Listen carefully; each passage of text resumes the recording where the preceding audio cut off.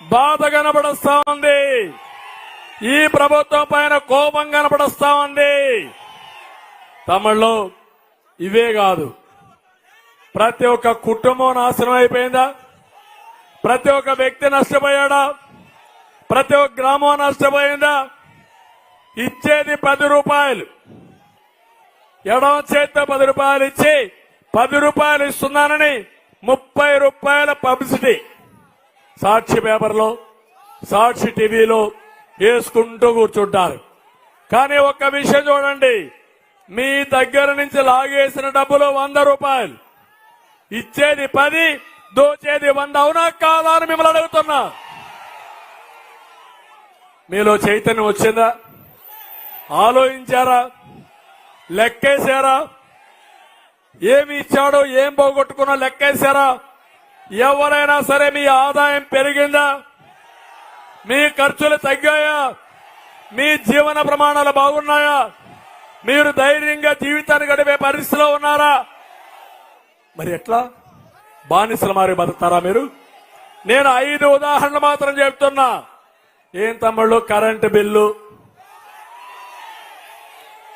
నేనున్నప్పుడు ఎంత కట్టేవాడు? 200 కట్టేవాడు.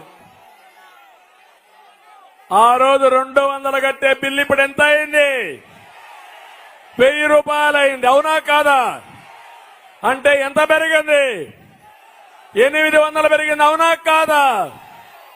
అంటే మీరు గుర్తుపెట్టుకోవాల్సింది 500 భారం చూసుకుంటే నెలవారీగా 500 అదనంగా భారం వస్తుంది. 12 నెలలంటే 6000 వస్తుంది. మొత్తం కలిసి దానికంటే ఎక్కువ వాడితే ఇంకా ఎక్కువ వస్తుంది. అంటే ఒక్క కరెంటు విషయంలో తలసరి ప్రతి ఒక్క కుటుంబం 30,000 రూపాయలు అదనంగా భారం పడే పరిస్థితి వచ్చింది ఒక్క కరెంటు విషయం. అవునా కాదా? ఒకప్పుడు ముద్దనూరు థర్మల్ స్టేషన్ లో కరెంట్ ఉత్పత్తి చేసేవాళ్ళం. విజయవాడ హైడ్రో కరెంట్ వచ్చేది. ఈ రోజు ఏ ఊరికి ఆ ఊరు కరెంట్ తయారు చేసుకోవచ్చు.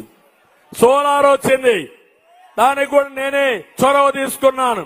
విండ్ వచ్చింది, కరెంటు రేట్లు తగ్గుతాయని చెప్పాను.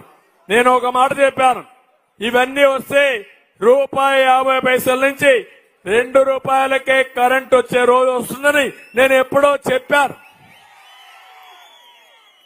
దుర్మార్గుడు వచ్చి 60,000 కోట్ల రూపాయల మీ మీద భారం వేశాడు. అవినీతి, అసమర్థత, అడుగడుగున నిర్లక్ష్యం మీ జీవితాలకు శాపంగా మారిపోయింది. ఇప్పుడే చెప్పాం, మందు బాబులు ఎంత పోగొట్టుకుంటున్నారని. 2 క్వార్టర్లు తాగితే 36,000 సంవత్సరానికి. 5 సంవత్సరాల్లో 2 లక్షల రూపాయలు. ఆయన ఇచ్చేదెంత? 10,000. గుంజేదెంత? ఒక లెక్కర్లో సరిపోతుంది మొత్తం దోచుకోవడం. ఇంకో పక్క మీరు చూస్తే ఇసుక నుంచి తైలం తీసే అవినీతి పరులు వీళ్ళు. ప్రజలారా, మిమ్మల్ని అందరూ అడుగుతున్న, ఇసుక దొరుకుతా ఉంది మీ ఊరిలో? ప్రొద్దుటూరులో ఇసుక దొరకతా ఉందా? ఇంకా భయపడుతున్నారా మీరు? ధైర్యంగా చెప్పండి. దొరకలేదు, రేట్లు పెరిగాను, చేలిపైకెత్తండి.